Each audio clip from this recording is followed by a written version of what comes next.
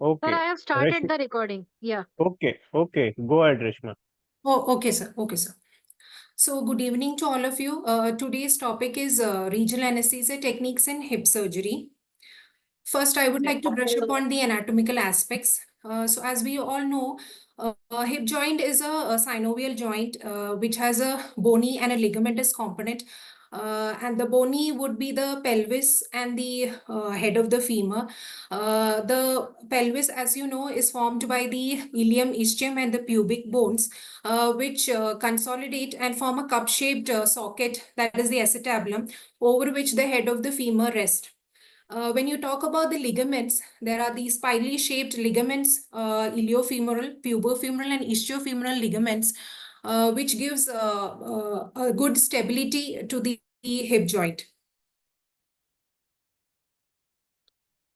Sensory innervation, when you talk about the sensory innervation of the hip joint, it has both lumbar and sacral plexus component. When you see the anterior capsule, it has lumbar plexus components, which is the femoral, obturator, and accessory obturator nerve. And the posterior capsule is from the sacral plexus. There's a sciatic superior gluteal nerve to quadratus femoris.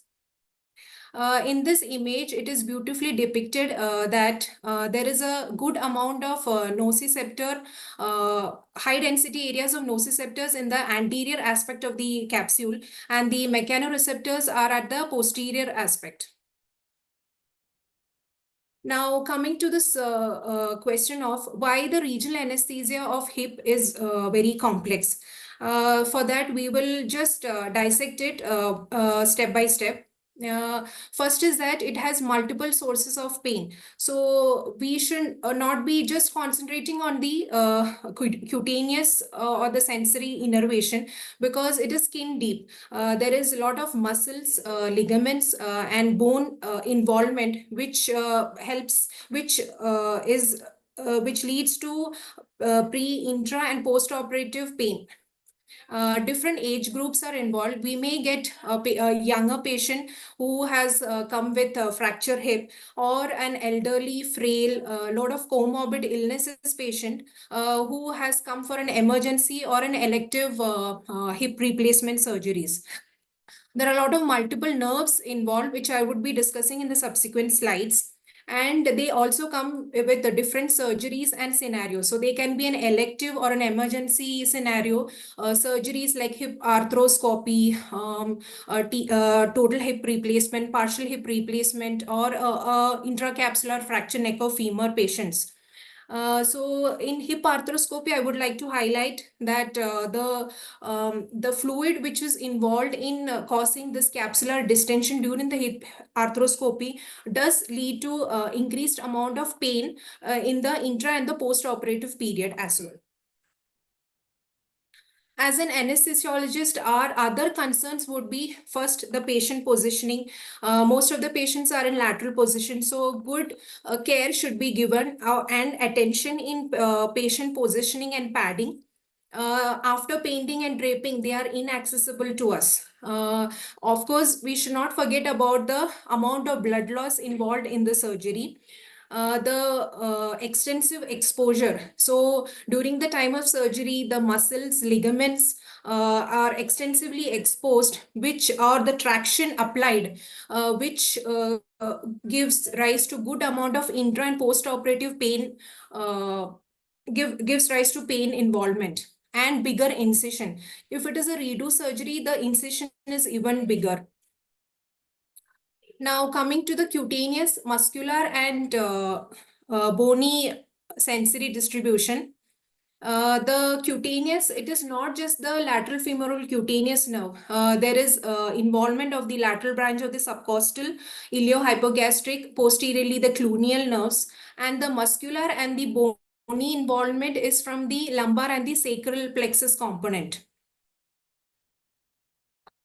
Coming to the anesthesia options, for surgical anesthesia, we have options like general anesthesia with nerve blocks, central neuraxial blocks, and lumbosacral plexus blocks. And analgesia, we have good variety of regional blocks, which would be subsequently discussed.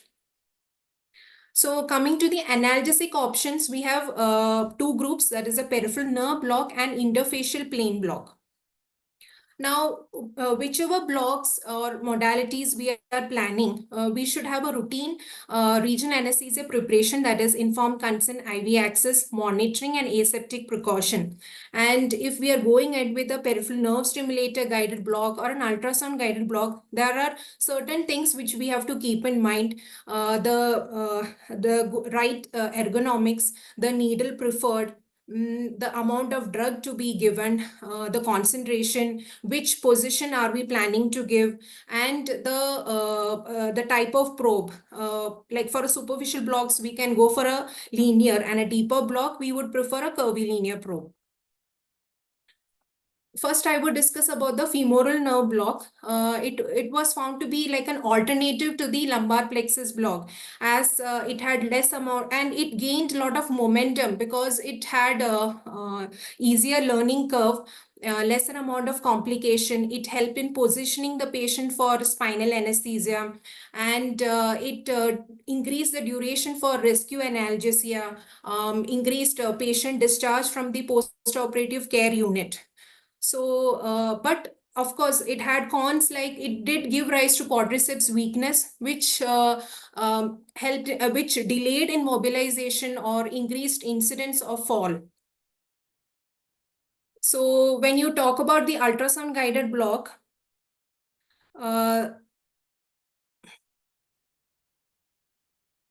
ultrasound guided block, you place the high frequency linear probe in the parallel to the inguinal ligament, proximal to the inguinal crease, and as you can see, the needle coming from lateral to medial.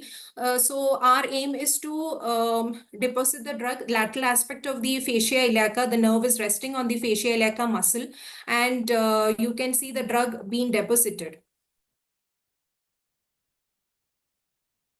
So with femoral nerve block, we achieved blocking the articular and the muscular branch, but there was sparing of obturator and cutaneous aspect. So with obturator nerve block, so as we are aware, for giving an obturator nerve block, we go to the subpectineal plane and identify the anterior and the posterior branches of the obturator nerve, which lies between the adductor longus and brevis, and the posterior between the brevis and the magnus muscle. So this helped.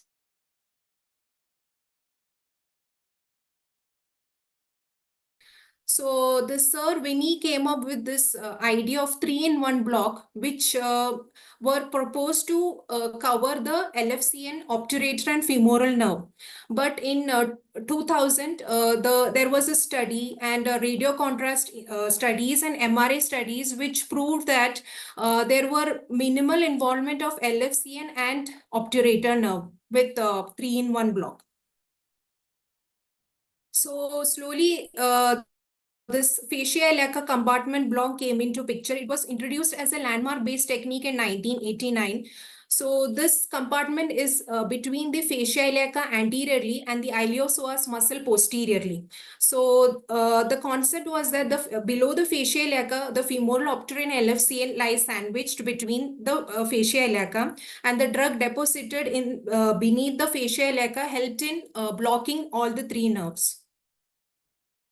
So when you go with the landmark-based technique, you draw a line from the ASIs to the pubic tubercle and divide it as lateral 1/3 and medial 2/3. So a needle is inserted perpendicular to the skin, and you have to appreciate 2 pops and inject the drug.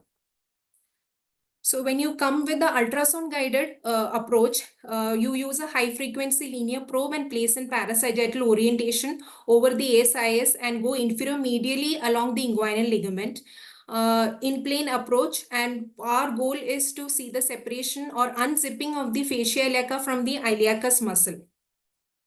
So here from A to B is the, if you are planning an infrainguinal fascia iliaca compartment block, and from C, the probe placement is showing the suprainguinal fascia iliaca compartment block.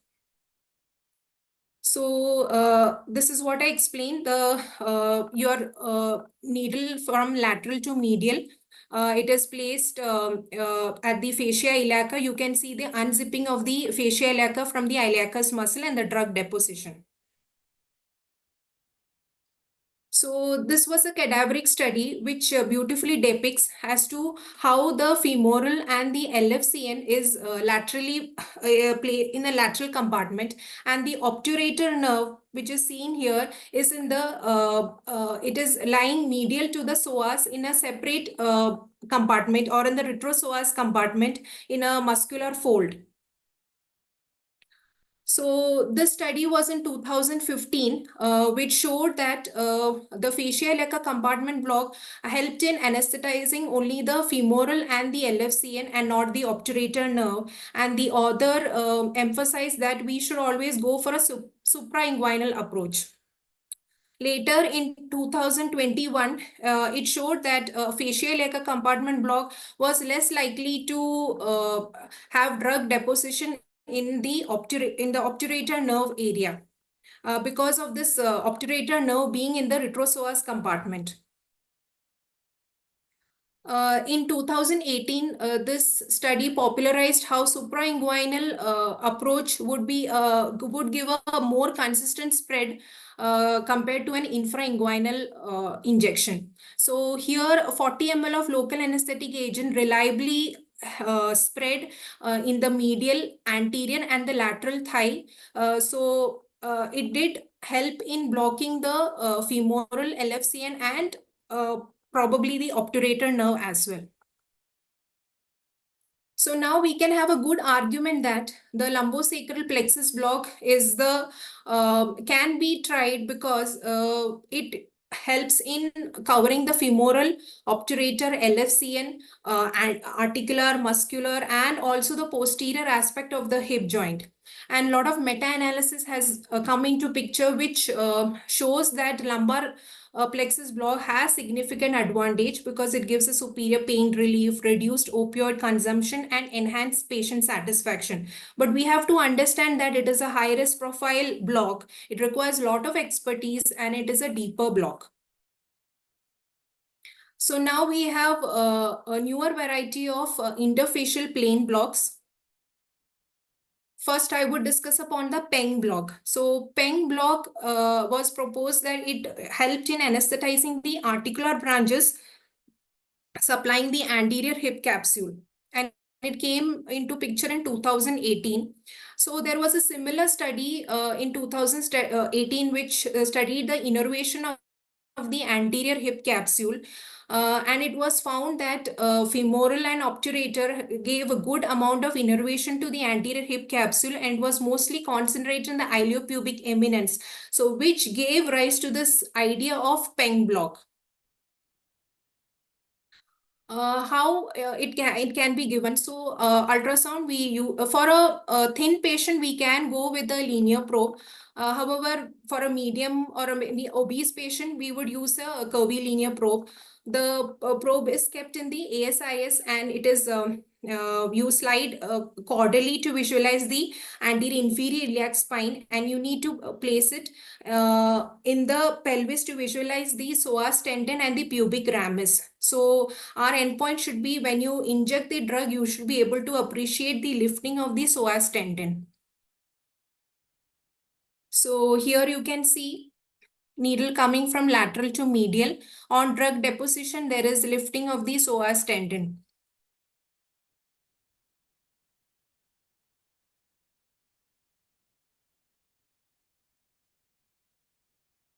This study came in 2022. So they had compared how a 10 ml of a PENG block and a 20 ml of PENG block would behave or they spread. So with 20 ml of drug, there were good amount of inferior-medial spread to the obturator nerve area. And also why there were incidents of quadriceps weakness in PENG block. So it was proposed that the increased volume or the pressure which was produced at the time of injection did cause a ilioperitoneal bursa rupture, and there were spread to the anterior medial and inferior medial spread, so which involved the femoral nerve as well properly, and that led to the quadriceps weakness which was noticed in the post-operative period. Another study in 2024, it compared how a 10 ml, 20 ml and 30 ml of drug behaved in PENG block. So they found out that the 20 ml of drug was superior as it gave good analgesia and with a minimal motor involvement. Coming to the next block is the QL block. So when we talk about the quadratus lumborum block, we need to understand certain concepts and fascia involved, which would help us in having or improving our creative knowledge about how the quadratus lumborum block is working. So the quadratus lumborum is covered by this thick aponeurotic fascia, that is a thoracolumbar fascia. It is a diamond-shaped fascia which gives stability to the spine area. There were two models proposed. One is a 2-layered and a 3-layered model. So in a 2-layered model, it was shown that the posterior thoracolumbar fascia, it covers the erector spinae, and the anterior thoracolumbar fascia is between the erector spinae and the QL, and the transversalis fascia is the one which covers the QL and the psoas muscle. Whereas in 3-layered, the posterior thoracolumbar fascia covers the erector spinae, middle thoracolumbar fascia covers the erector spinae and QL, and the anterior thoracolumbar fascia covers the psoas and the QL muscle along with the fascia transversalis. So this thoracolumbar fascia, it actually behaves like a conduit between the anterolateral abdominal wall and the lumbar paravertebral area. And it also has connection cranially with the endothoracic fascia and caudally to the fascia iliaca. So the QL muscle, it originates from the iliac crest and then inserts at the medial border of the 12th rib. Anteriorly, it has relation to the psoas major and posteriorly to the erector spinae. Various approaches. So we have lateral, posterior, and anterior. So lateral is when the drug deposition is at the lateral aspect of the QL with the transversalis fascia. In the posterior, the drug deposition is at the lift area. So the lift area is the lumbar interfacial triangle. So as you can see, the aponeurosis of the internal oblique and the transverse abdominis muscle, they form the lateral raphe and splits and forms this lumbar interfacial triangle, which is a dense fascia. So our drug deposition is actually at this lift area. And the anterior QL is between the QL and the psoas muscle. So procedure-wise, you use a curvilinear probe. Patient is in lateral position and machine placed in the opposite side. You look for the shamrock sign. So you can see the transverse process, erector spinae muscle laterally and the psoas muscle medially, and this is the QL muscle at the tip. So I will be talking mostly on the anterior and posterior QL because according to literature, these QL blocks helped in hip surgery. So in anterior QL, again, the needle is from cranial to caudal, and we are depositing the drug between the QL and the anterior thoracolumbar fascia. And in posterior QL, here the drug is deposited at the posterior aspect of the QL muscle.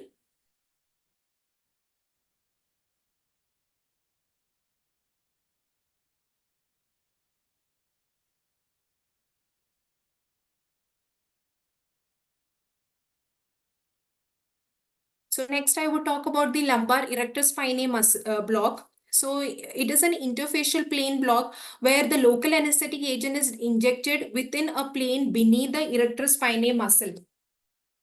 So how the erector spinae block works is that the local anesthetic agent which is injected over beneath this transverse process, it spread cranially and caudally. It reached multiple vertebral levels and reached the paravertebral space and anesthetized the spinal nerves.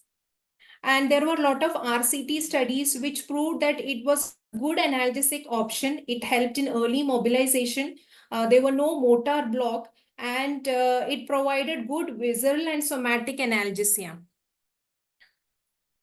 So again, it is something similar to how we give a QL block, but here we are depositing the drug just beneath the transverse process and the erectospinae muscle. So now we have covered the anterior aspect. So to cover the posterior aspect, we have the parasacral ischial plane block. Again, a new facial plane block approach for the sacral plexus. And also it doesn't require visualization of the sacral plexus. You use a curvilinear probe along the line joining the greater trochanter and the posterior superior iliac spine.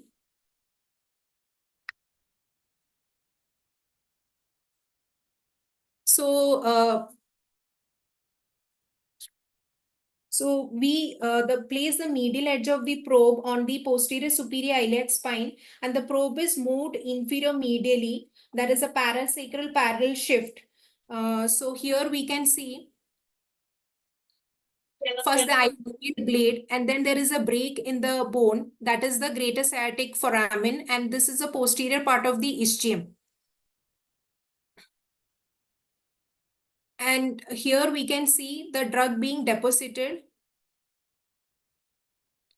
Local anesthetic agent spread under the piriformis towards the sacral plexus.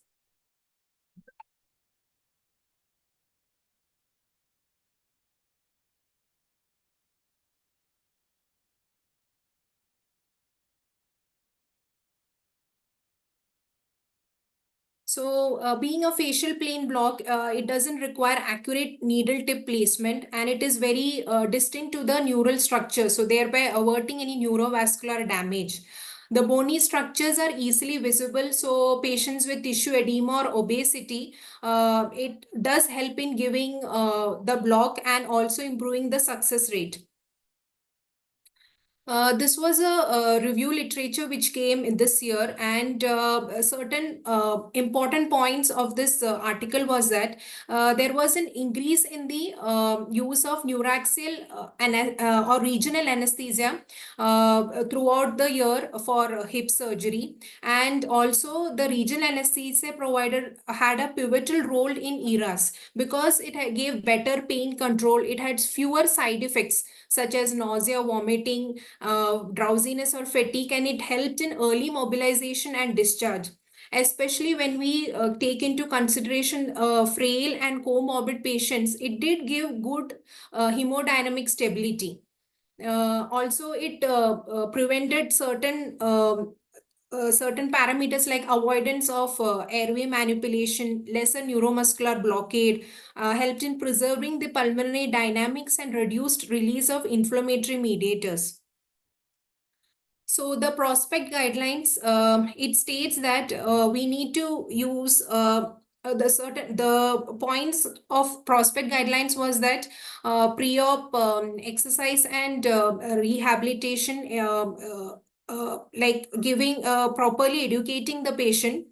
Intraoperative intravenous dexamethasone 8 to 10 milligrams was recommended.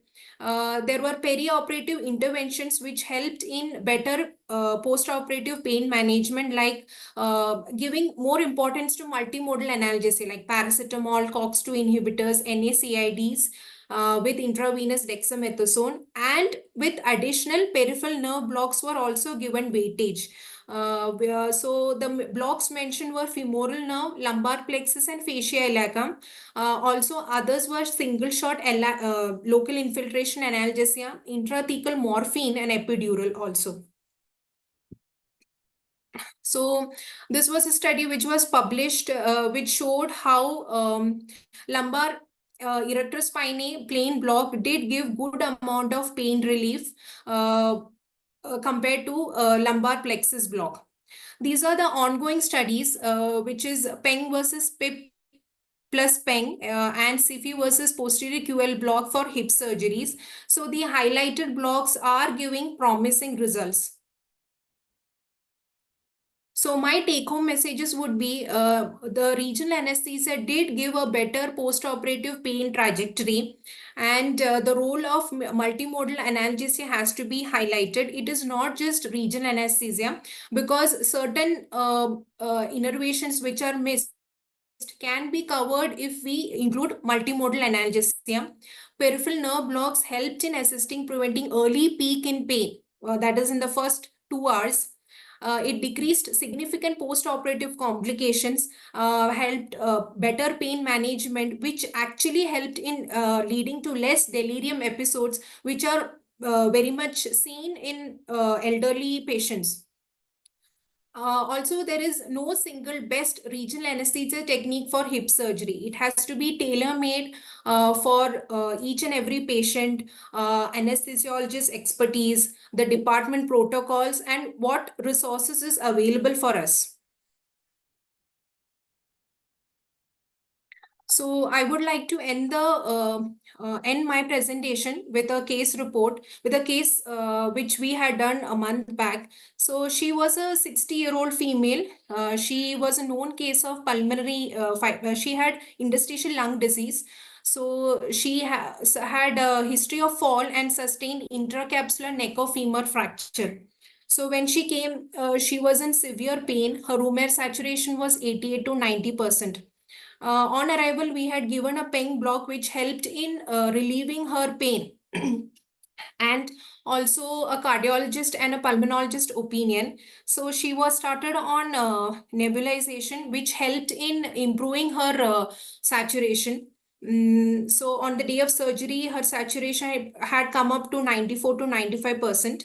Again, PENG block was repeated. We then positioned her for spinal. After spinal anesthesia,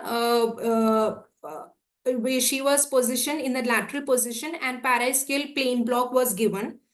So she was made to stand. After the surgery went very well, she was comfortable throughout this surgery and hemodynamically stable as well. So she was made to stand on her first post-operative day, and then made to walk on the second post-operative day, and discharged after 5 days.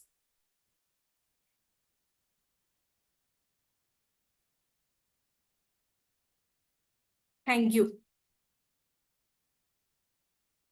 Very nice presentation, Dr. Reshma. Thank you, sir. So, yeah, can you stop sharing the screen? Yes, sir. Yeah, thank you. So we'll go for the discussion, and I will invite all the fellows to participate in discussion. It is not questions are not only for Reshma, it is for everybody. So you can ask anytime in between. You can answer the question anytime in between, so that we can have a fruitful discussion. So starting with the anesthesia strategy for hip surgery. So what are the surgical anesthesia option for hip surgery? So can you enumerate, Reshma? Sir, we have for surgical anesthesia, we have general anesthesia. We can have Very good. general anesthesia with nerve blocks, and neuraxial anesthesia like spinal and epidural, and Mm, also lumbosacral plexus blocks, sir. okay. And what are the available option for analgesia? Just enumerate. Sir, for we can categorize it into two. In peripheral nerve blocks, we have femoral LFCN, and the obturator nerve block, and then interfacial plane blocks like also the fascial compartment block, and interfacial plane block we have the QL block, lumbar erector spinae, PENG block, and the superior the SIFI block which I had mentioned. So while selecting these options, like whether it is for surgical anesthesia or it is for analgesia only, how do you select a block and I mean anesthesia technique while selecting the blocks and I mean technique of the anesthesia? What are the Uh, points you are going to take in consideration before selecting any technique? Suppose, Sir, yeah, sir. please go ahead.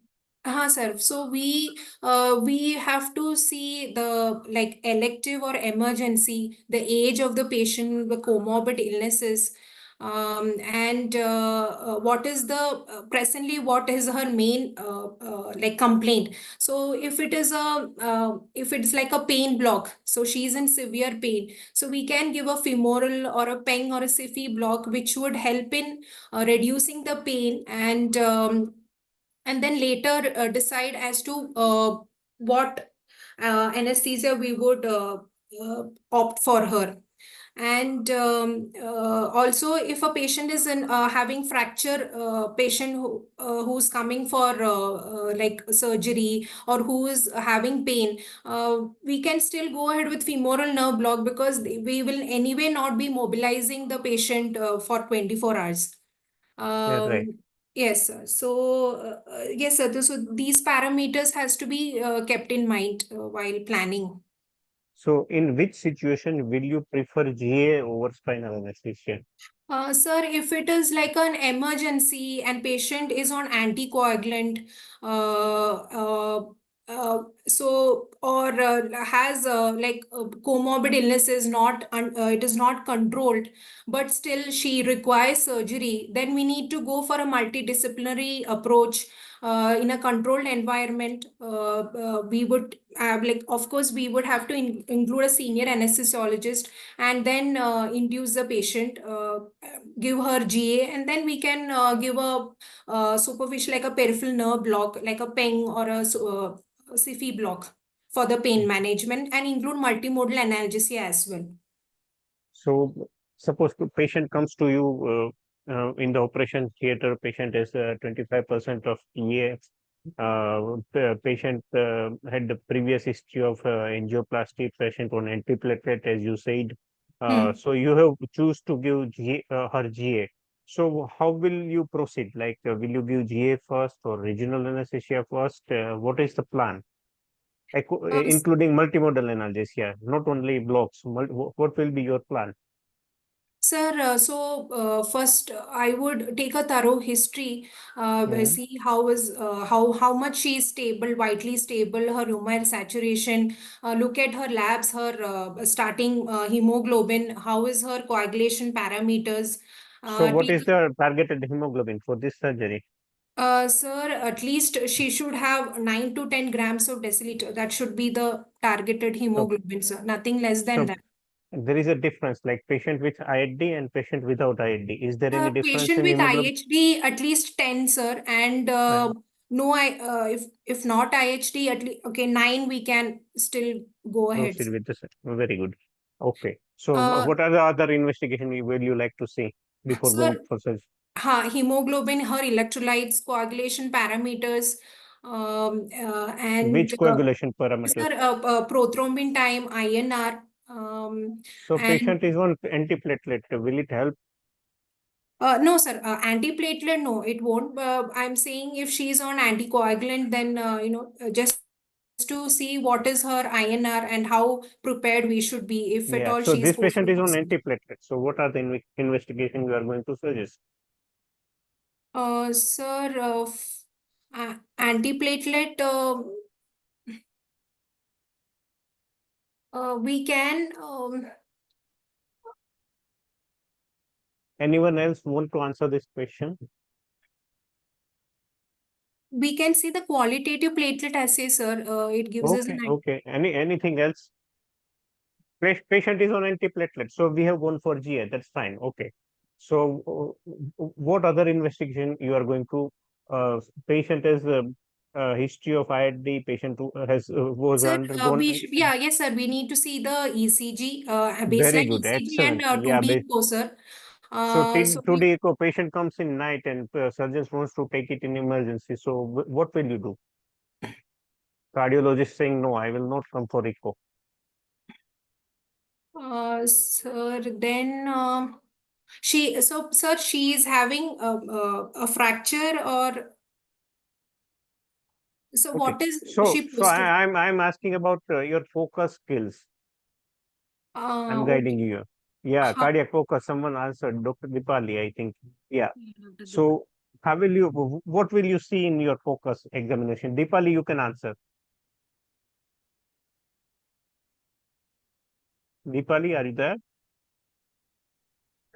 Yes, sir.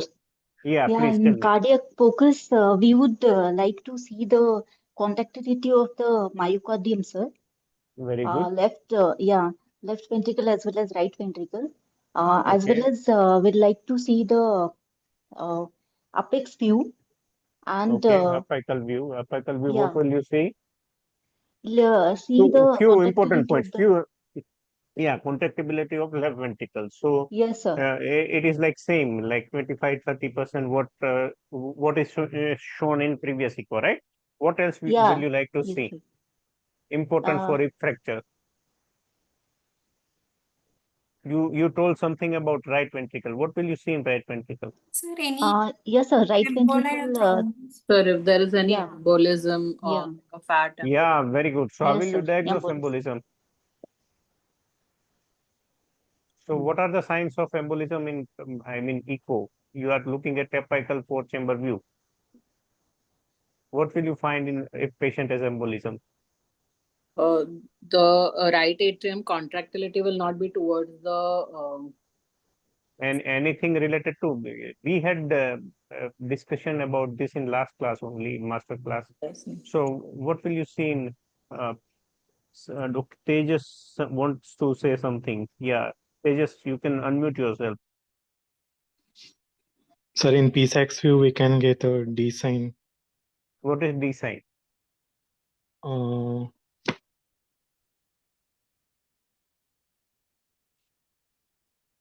Yes, you are mm, right. But what is D sign? so there is a increase in the right ventricular size Yeah, very good, because of very which good, very good, compressing the left ventricle. So very good. get a Dilated D. RV. Dilated RV. What else? Who told it? Dilated RV? Harsha. Harsha. Okay, so you are telling that the patient will have a dilated RV. So how will you diagnose whether it is dilated or not in four-chamber view? We will see the interventricular septum in Yeah, the that fourth that chamber view.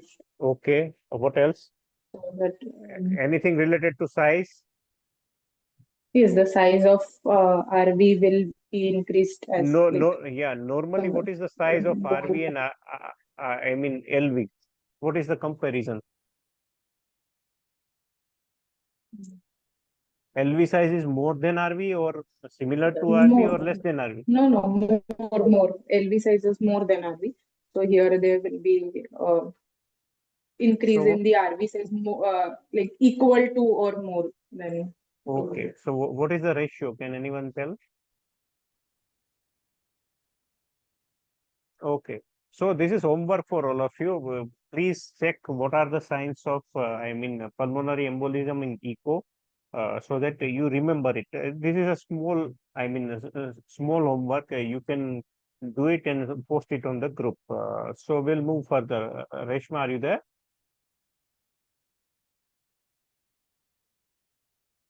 Reshma? Yes, yes, sir. Yeah, yeah. So now you've done all the investigation. You want to proceed for the surgery. So what is the plan now? You have given GA, whatever you have given etomidate and vecuronium or rocuronium or etracuram, whatever. Now, what is the plan for regional anesthesia? Will you give it before inducing the patient or after inducing the patient? And what are the various options? Sir, for regional anesthesia, we can give a femoral nerve block or a SIFI or a PENG block, sir. So That would help. what is your choice? Sir, I love femoral nerve block because no, femoral, PENG, and SIFI, all the three blocks are good. No, But which one so will my you give? my personal favorite is femoral nerve block because I have given femoral nerve block as a pain block Very good. in Very good. casualty, and Mhm. I have seen instant pain relief. Patient is pain free and comfortable. Okay. So that is why I would prefer a femoral nerve block, and also because of femoral nerve block, those muscular spasm pain that also is Very relieved. good. Very good. Patient is Very good. relaxed. Okay. It helps the surgeon as well. Mm. So yes, sir. So I would go for a femoral with LFCN, seeing the incisional area. Yeah, very good. So you have given femoral. How much volume will you go and which drug will you do? So I would go for 0.2% ropivacaine and with 4 milligrams of dexamethasone, Okay, give around 15 ml of the drug and 5 ml for the LFCN, sir. very good. So if you are giving it with ultrasound, suppose Yes, you sir. are working, Ultrasound. yeah, you are, suppose if you are working in the setup where ultrasound is not available, you have PNS, you have landmark guided technique, what will you prefer? Sir, I would go for PNS guided block, sir. Very good. Which block? Sir, again, femoral nerve block, sir, because I have Very good. So given femoral. how will you give it? Sir, again, you have to, the landmarks are anterior superior H spine and pubic tubercle, around 0.5 centimeter below the inguinal ligament. You palpate for the femoral artery. So Very 0.5 good. centimeter lateral and inferior, you pass the needle and it should be angulated 30 to 45 degrees, and you need to appreciate the patellar dance uh, uh, at 0.4 to 0.5 milliamperes, sir, and then Okay. inject the drug. Okay. And again, volume, what will be the volume? Sir, volume would be, again, if it is a PNS guided block, again, you need to give maybe 20 ml or 25 ml of the drug, sir, if it is, Okay. if you And are for only LFCN, PNS guided. yeah. So how will you give LFCN block with PNS or landmark guided technique? Sir, I think for LFCN, we need to give landmark guided. Yeah. It is you have to palpate for the anterior superior iliac spine. Very good. So most of the time the LFCN is medial and inferior to the anterior superior iliac spine, sir. And then Good. you have to give the drug in a in like uh, it is like an umbrella pattern, because the LFCN it starts dividing as you go caudally, Right. sir. So just Right. to So cover. what is the technique? Yeah. So what is the technique? How will you give it? Uh, Sir, you palpate for the anterior superior iliac spine. Go inferior. Yeah. Please go ahead. Sir, go medial and inferiorly, sir, and then uh, you have to So give the drug in fan shape pattern, sir. or you have to look for one pop. You have to pierce the facial lata Yes, sir. and then Yes, sir. inject You the have to pierce the lateral, fascia. Yes, sir. right? So by that Yes, sir. technique, Yes. you can also suppose if you want to give fascia iliaca block with landmark guided technique, then how will you do it? Do you know it? Uh, I Agar, think sir, you sorry, mentioned sir. about, yeah, you mentioned, Yes, sir. We have mentioned it. Yes, sir. yeah, you mentioned about it. So how will you give it again? Yes. Can you? Again, sir, the landmark is anterior superior iliac spine and pubic tubercle. You need to divide it as medial 2/3 and lateral 1/3, sir. So at the junction, you go perpendicular and give the drug, sir.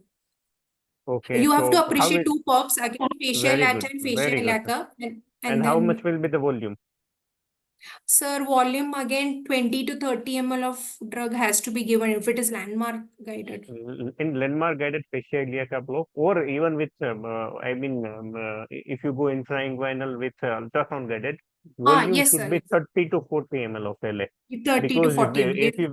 if we give a lower volume, then it will not spread. So you have to give at Yes. least 30 to 40 ml of LA. You can reduce the concentration of the drug, but Yes. you have to give Yes. higher volume. Yes. Suppose for same patient, will you go for lumbar plexus block or sacral plexus block? Sir, again, the dilemma is that patient is on antiplatelet, anticoagulant, and this lumbosacral plexus box is a deeper block. It requires expertise, so I wouldn't venture for it, sir. Okay, very good. Dr. Abhishek, you Yes, can sir. Good proceed. evening. Yeah, good evening. Reshma, two questions. First, Yes, what sir. are the pros and cons of femoral ORA over CFI? What are the pros and cons of PENG over femoral and CFI, and of CFI on rest of the two? Okay, so femoral nerve block, it is much more easier, like the learning curve is better, and the uh, it gives good muscle relaxation and good pain relief, helps in positioning the patient as well. You just need 15 ml of the drug. Whereas in SIFI, you need 30 to 40 ml of the drug to actually anesthetize the LFC and femoral and maybe the obturator nerve as well. In PENG block, so PENG block is also good. It helps in blocking the articular branches. But again, the LFCN is paired in PENG block, sir. So sometimes Any other pros of, or rather I'll say cons of PENG over other two blocks? Anyone can answer.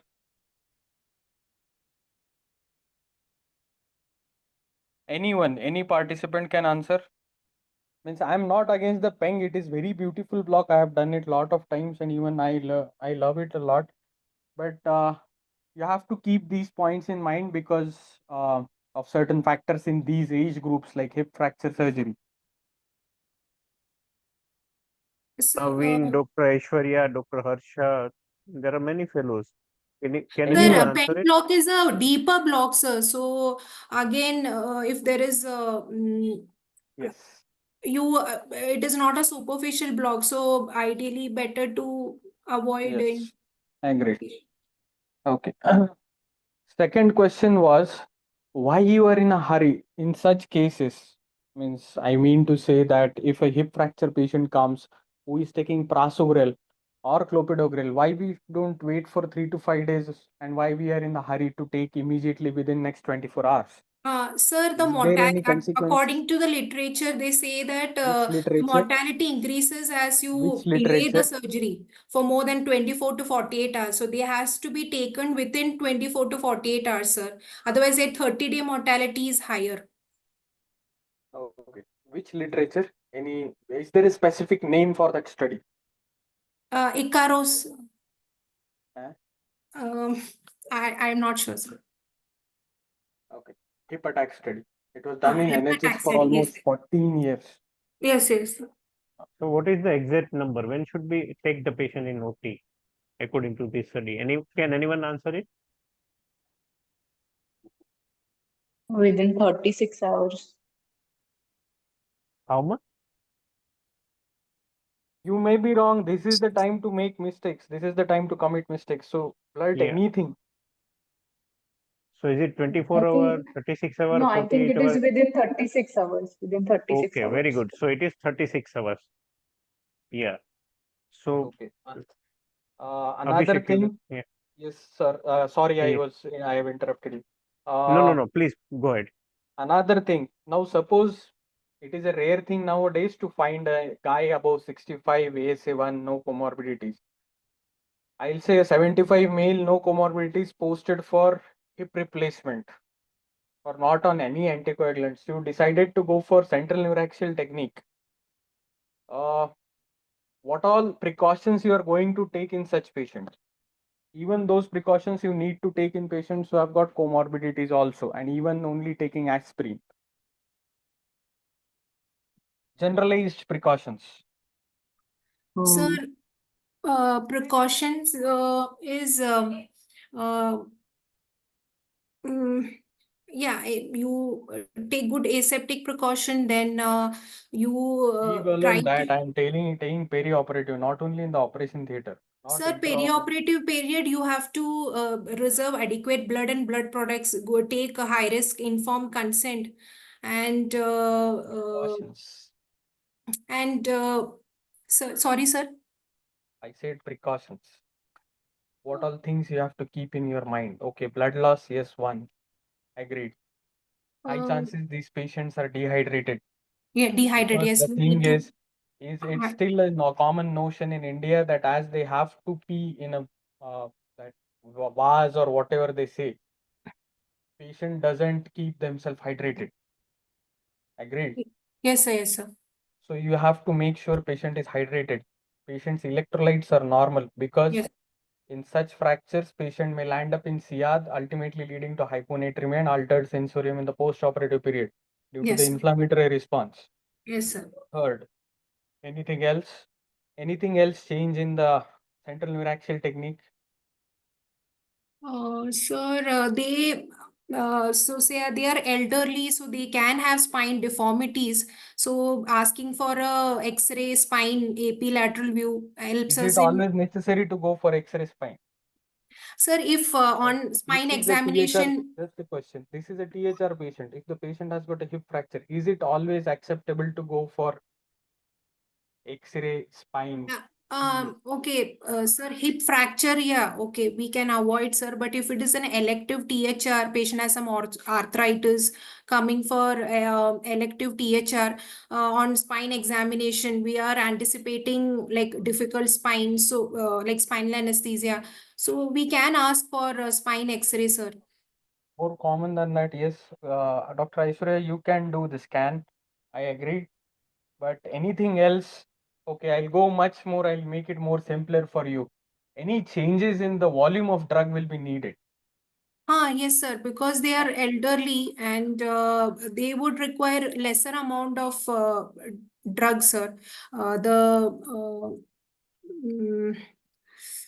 the spinal canal is the diameter is much lesser, so you need only lesser amount of drug. You have to be cautious with all these factors. Yes, sir. Sir, Hetal sir, anything? Gaurav,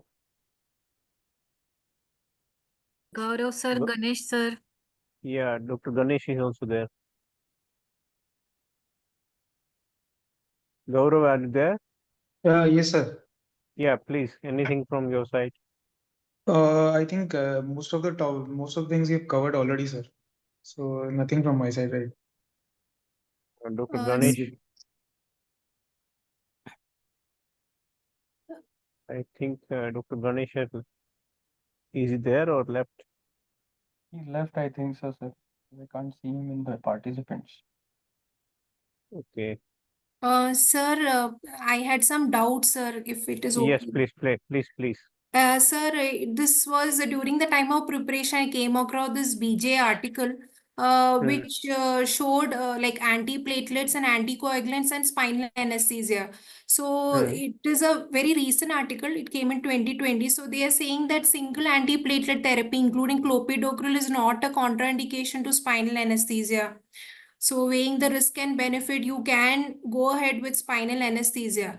Or a patient who is on directly acting oral anticoagulant, you look for the coagulation parameters and you can go ahead with spinal anesthesia, sir. So now during the time of like for exam, so sir, I was confused now because we always say if the patient is on antiplatelet, we go for GA, but the article is saying we can Yeah, give.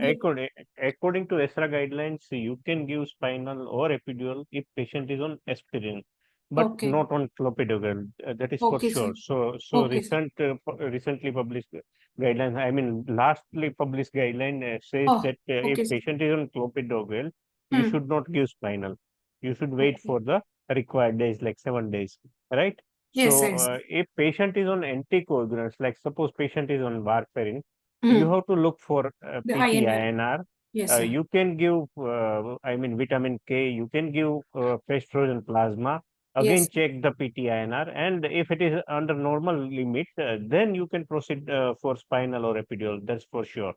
Yes, But yes. Okay, sir. if patient is on either prasugrel or clopidogrel, you have to follow the guidelines. You cannot give spinal. But Mhm. again, if you compare the benefit and risk of the patient, like suppose patient has bad COPD, patient has saturation of 80, 85, and if you think that patient cannot tolerate general anesthesia, and it is better to give spinal anesthesia. Mm. In such situation, you can definitely, these are all guidelines, these are not the Yes, sir. rules. Okay, So sir. you can definitely discuss with the patient, relatives, surgeon. Okay, sir. Okay, sir. Thank you. Anesthesia with smaller gauge needle like 25 or 27 gauge spinal needle. Yes. And in the post-operative period, you have to continuously follow up the patient. You have to look at the neurology of the patient. Then it can be done. But Yes. it is in some limited cases only. You cannot you cannot go in all the cases. Like suppose Yes. patient is on clopidogrel, you can use spinal anesthesia. So Okay, sir. guidelines are guidelines. They are not rules. So you can change your decision according to the patient's condition, but not always. Yes, sir. Am I right, Gaurav? Or you want to add anything else? No, sir. With clopidogrel, as you said, we need to stop and before giving a deeper block.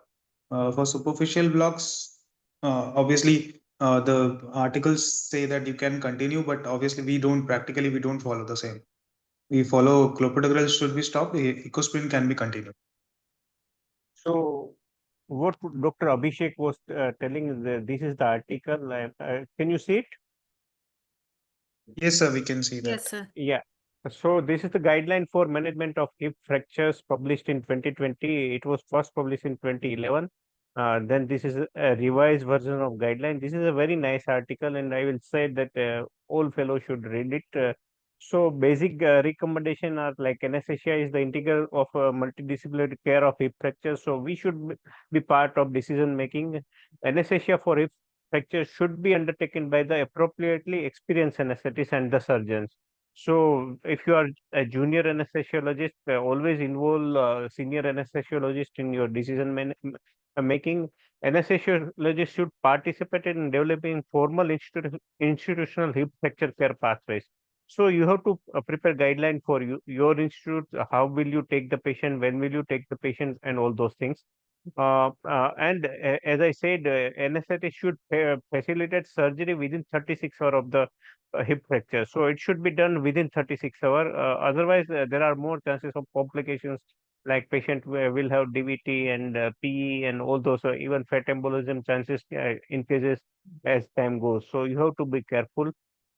Important points I have highlighted. I'll share this article also. Like 30 days mortality after hip fracture surgery in England was 10.9%, but after publishing these guidelines and following certain recommendation, it has gone down to 6%. So still it is very high, like 6% of the patients die within 30 days of the surgery. So you have to be very careful. Um, a certain important point discussed are whether to go for spinal anesthesia or general anesthesia, but you have to take the decision according to the patient's condition and what is the medications patient is taking. So either way, when we check the multiple studies, they found that there is no difference in the outcome between anesthesia type so you can go for spinal anesthesia or general anesthesia. Issue is age, fertility, cognitive impairment. So we are worried about even post-operative cognitive dysfunction also. So when you select GA or spinal anesthesia, there is not much difference. Our aim is to early remobilization, re-enablement, and rehabilitation. So early remobilization, we all know that we want to mobilize the patient as early as possible after surgery. Re-enablement is the process of the person recommending their activity, daily living, usually between 2 to 5 days. So that is re-enablement. So and rehabilitation should be started as early as possible. So this is the guideline. Analgesia, these are the various options like you should give single shot blocks, femoral or fascial iliaca block or pen block. Ultrasound guided block is preferred over TNS guided block, but you can give any of it. This is basically guideline in bone cement implantation center. 20% of the fracture from whom a cemented process is used, severe complication can occur in 2% of the patient, and some of the patient will have cardiac arrest like 0.5%. So nowadays, most of the surgeons don't prefer cemented prosthesis, but in certain patients they have to go for cemented prosthesis. Delaying surgery, we should not delay it, and it should be performed within 36 hours of the surgery. perioperative blood management, as Reshma said, above 9 gram per month, or in patient with IHD, we should look for the 10 hemoglobin of 10. So we should replace the blood if blood loss is higher. Tranexamic acid is not administered intrathecally. We should keep this thing in mind. Trenexa, it helps or not. There are different studies, but we should be very careful about not injecting the drug intrathecally, because it is disastrous complication. Patient will die only. Echocardiography in our setups, usually cardiologists are available all the times, but in UK, they go without echocardiography because they have to take appointment for echocardiography, and they have to delay the surgery for echocardiography. So they take the patient as a high risk patient. They monitor certain things like continuous arterial monitoring and all those things, and they go ahead for surgery. But nowadays we can, with the help of focus, we can have a look at the echocardiogram and go for the surgery. Again, anticoagulation, antiplatelet therapy, we have to balance between the risk of surgical bleeding and spinal hematoma versus stopping the medication, and which may cause, stent block or all those things. So we have to balance the things whether to stop or not. We have to discuss with the physician and cardiologist, and then only we should stop it. So this is a very nice article. I will say everybody must read it. I will share it in the group. I think this is all about hip surgery and anesthesia. If anyone wants to add, please go ahead. Sir, Deepali ma'am is asking, is there any input regarding circumpsoas injection of LA for hip analgesia? Circumpsoas injection, I don't know exactly about it. If anyone is aware about it, they can answer. This is a psoas block that has been described by Sandeep sir. Divan sir, there's a video available on YouTube. You can just Okay. see the psoas block in Divan sir's YouTube, as well as Ritesh sir's YouTube. They've put the psoas block on YouTube. Okay. So you can go through that video, and you can learn about it. There are multiple, regional anesthesia options available, but I'll say there are few.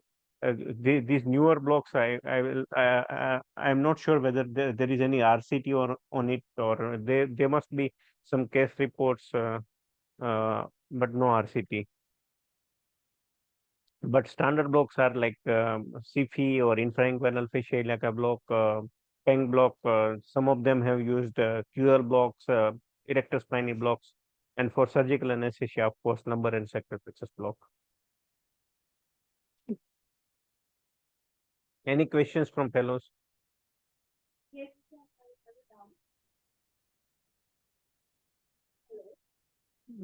If there is no question, we can wind up the discussion, and you can go ahead Sir, with the I quiz. have one doubt. Yeah, please. Hello. Yeah, please tell me. So one of the options for the hip replacement surgeries is we can give PENG along with LFCN, because we are targeting the articular branches, the femoral Yes. accessory obturator and the obturator, and for the cutaneous by giving the LFCN. So the other option is that we give suprainguinal fascia iliaca block, where it will target the femoral and the LFCN only. So when we are using CFI as the sole approach for our analgesia, so what about the obturator which is getting spared, and can we just go for the sole approach, CFI as the sole approach in that case? Yeah.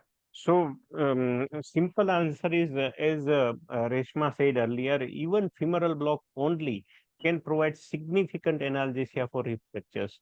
Of course, it will not provide complete analgesia. Even with PENG and LFCN, posterior component of the hip will be spared, so which is supplied by branches of sciatic nerve. So, to provide complete analgesia, you have to go for lumbar plexus and sacral plexus block.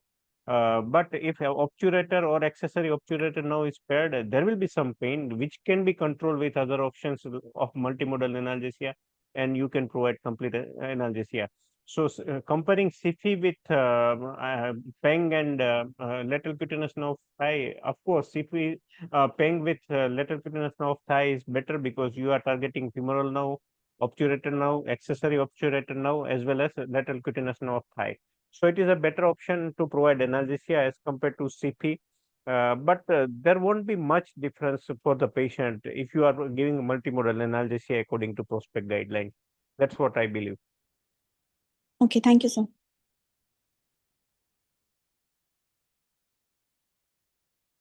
Any other question?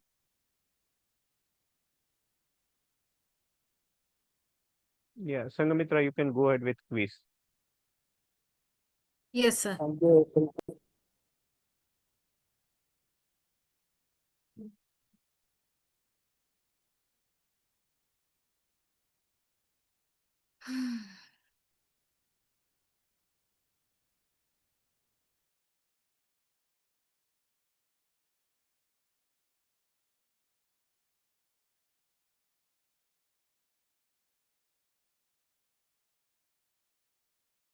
Sir, if you want, you can log out, sir. I will continue the quiz with the kids.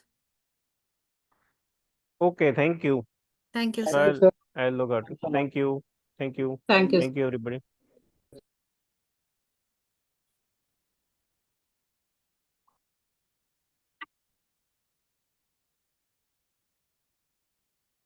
So the fellows are requested to get the scan and just log in. I have kept the quiz very simple this time, so it will not be an issue.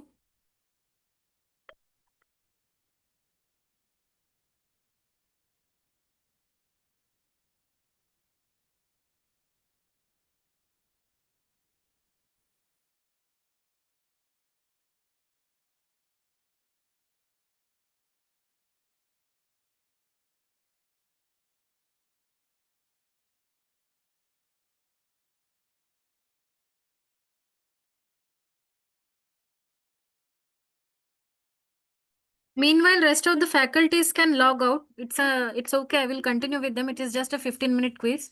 So thank you all for joining. I will continue the quiz with the fellows only. Thank you, Sangamitra ma'am. Thank you, Abhishek sir. Thank you, Gaurav sir. Thanks a lot. Thank you, Gaurav sir. Thank you. Thank you, ma'am. Thank you, sir.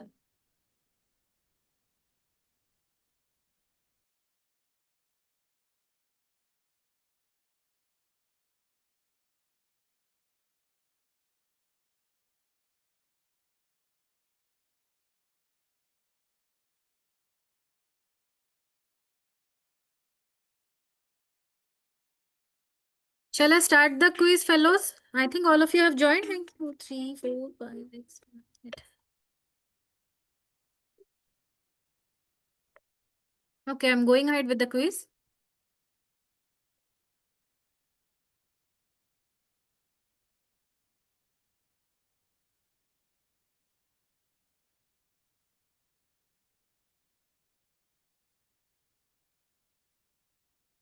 So what are the prospect guidelines recommendation for hip arthroplasty surgery?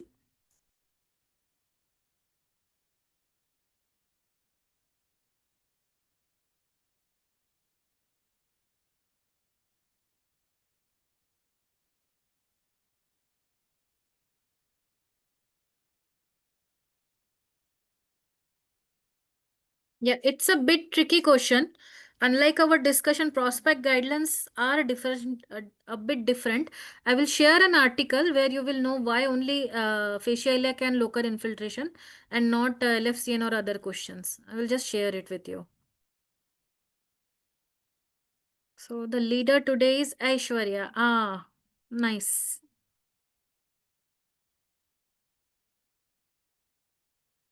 So innervation of anterior hip capsule is by all of them except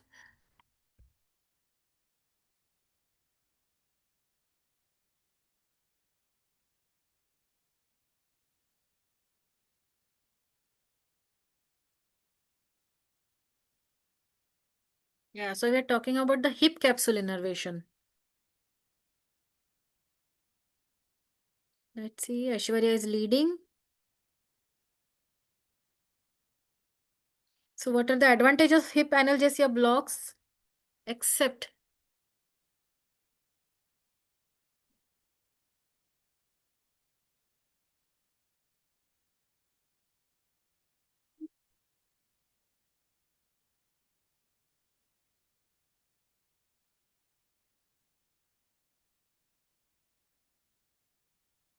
Yes, again a bit tricky question. We are talking about hip analgesia, but it cannot replace spinal anesthesia for surgery. Tejas has flown high, followed by Aishwarya and Suma. Obturator nerve block was first described by. That's a rapid fire question.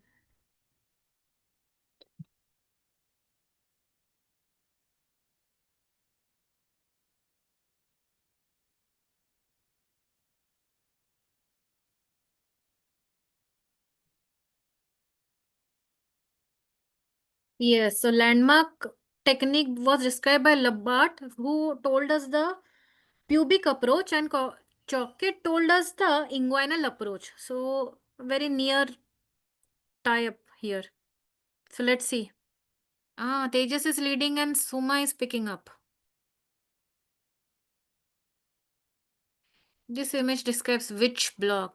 I think the image quality is not that good, but I can think you can make it out.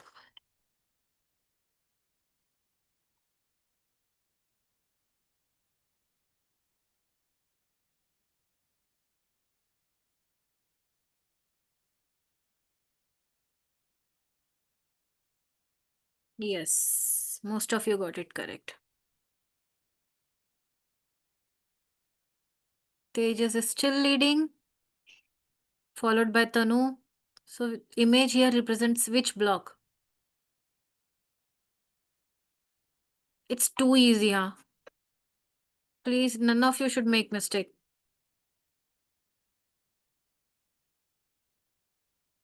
Yes, correct answer. So Tejas is leading, followed by Tanu and Suma. Which of the following statement regarding the LFCN is false? We are looking for a false statement.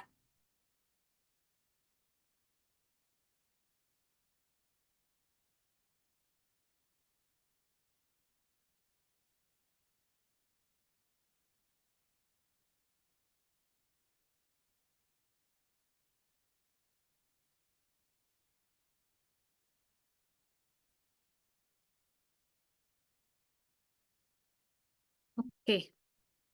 Correct answer is given by most of you. So let's move on, see the scoreboard. Tejas is followed by Anil and Tanu. Select the correct statement regarding the technique for LF's lateral femoral cutaneous block.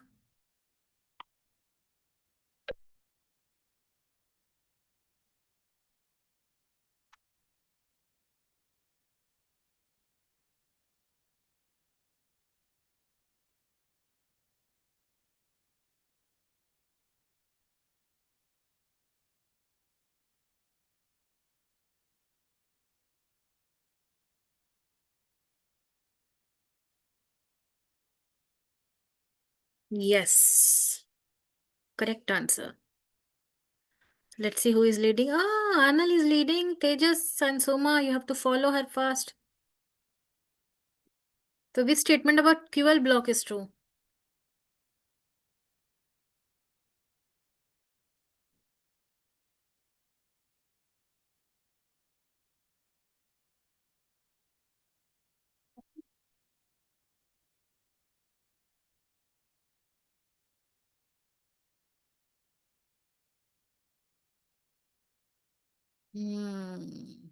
Some small mistakes.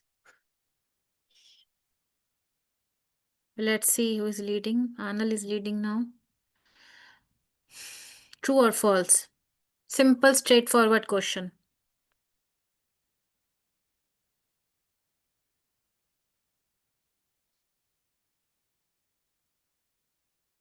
Oh, still confusion?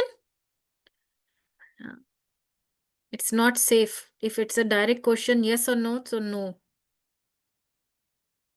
Let's see. Tejas is leading now, followed by Anil and Suma. It's a tough fight between you three, huh? Blood supply of hip is derived from.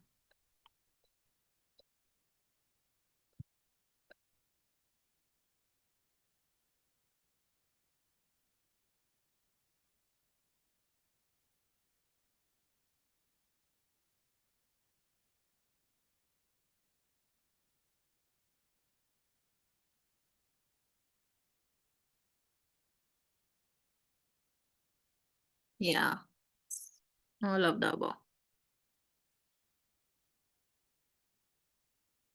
So Tejas is leading. Role of gluteus group of muscle is primarily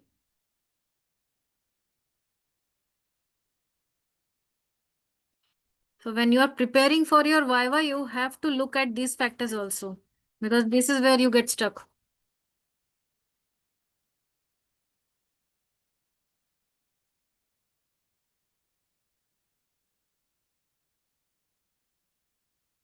Yes, extension and abduction is the correct answer.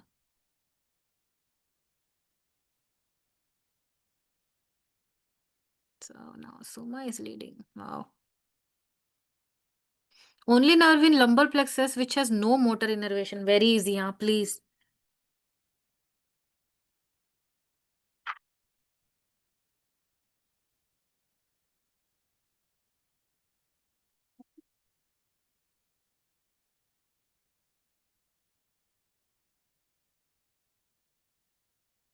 Yes. Still mistakes. Suma is leading, huh? Suma, I think you have recently joined, if I'm not wrong.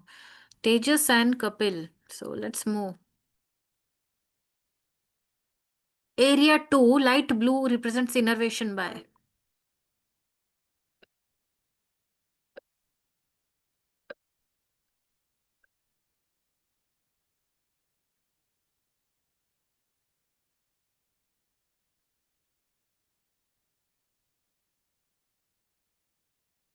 Yes, femoral branch of genitofemoral. Perfect.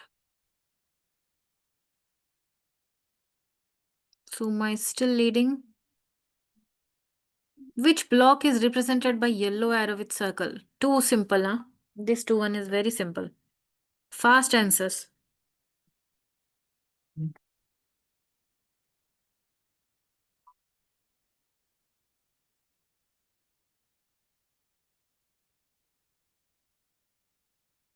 Yes, most of you got it correct. Let's see. Top three are still leading. Let's see.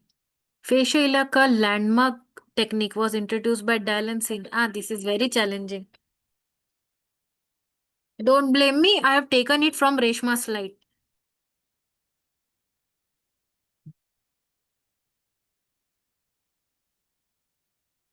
Yeah, in 1989. Let's see. Tanu has taken the lead now, followed by Ashwarya and Suma. The boys are out now. Multi-select. This one is a multi-select. Anterior division of femoral nerve supplies.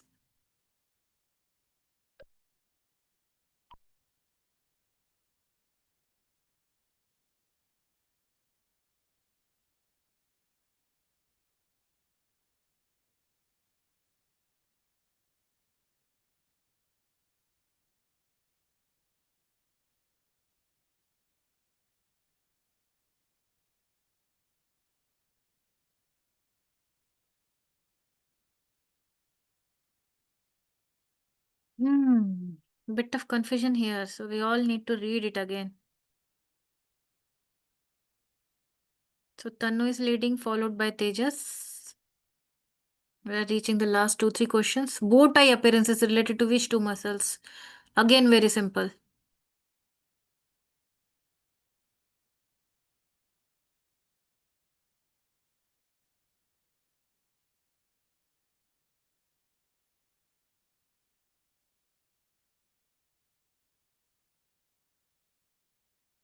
Yes, perfect. So Tanu is leading, followed by Tejas and Aishwarya. The ventral branches of L2, L3 and L4 forms which nerve? We're talking about the ventral branches.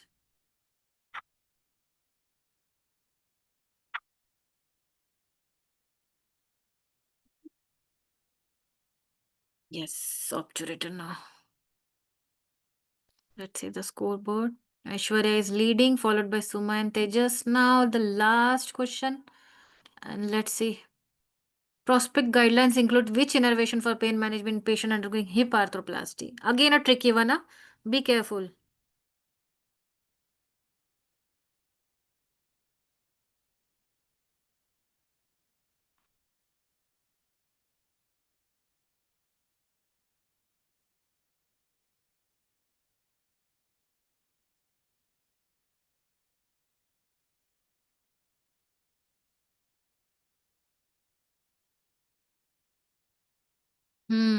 See, the prospect guidelines, they give a very, what to do and what not to do, what is recommended and not recommended. In that, if you look, only dexamethasone and NSAIDs are recommended by them. And in blocks, they have only recommended, I think, LFCN, rest, fascia ilaka block. Rest, none of the blocks and none of the medicines mentioned here are recommended by them. So post class, I will share the prospect guideline with you. It's a bit different than our usual discussion, but you have to keep in mind because there are some faculties which love to discuss prospect guidelines about each surgery. So just keep in mind. So I will just share it. And now it's time for the winners.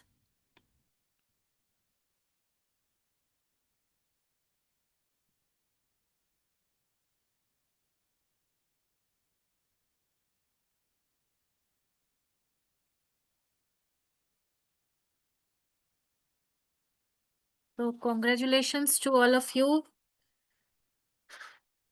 And so I just want all your opinions. Ki how did it go?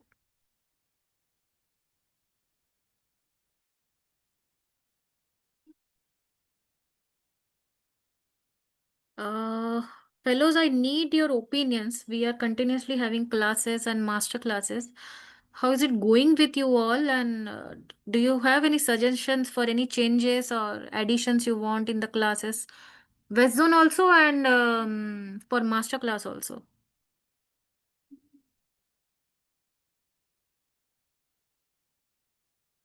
Hello, am I audible?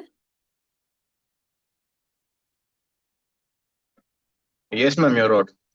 Yes. So any suggestions for these classes, something you want additional or some changes or some points you have for West Zone first?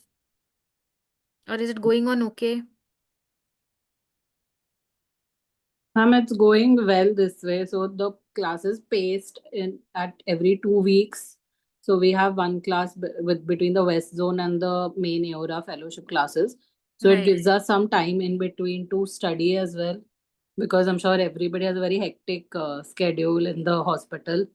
So it True. gives us a little time to catch up, and then the questions that are made and sent to us also. So a little Yeah, you writing have to work write that and also. yes, Yeah. ma'am, a little focus on the theory also Yeah. helps us then. And the quizzes also keep us on our toes a little to, No, be. that's why that's why I asked the PPT earlier to all the fellows, because then I know, because we have given exams, many exams, fellowship, IDRA, and we know where we lack.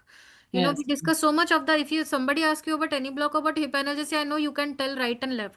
The moment comes blood supply kya hai, nerve supply kya hai, and then we are like, and they are like, are you don't know about the nerve supply of hip? How can you talk about the block then? Block then, yes. Yeah, and these are the typical traps for exam, be it IDRA or your fellowship exams. That's why I put Yes.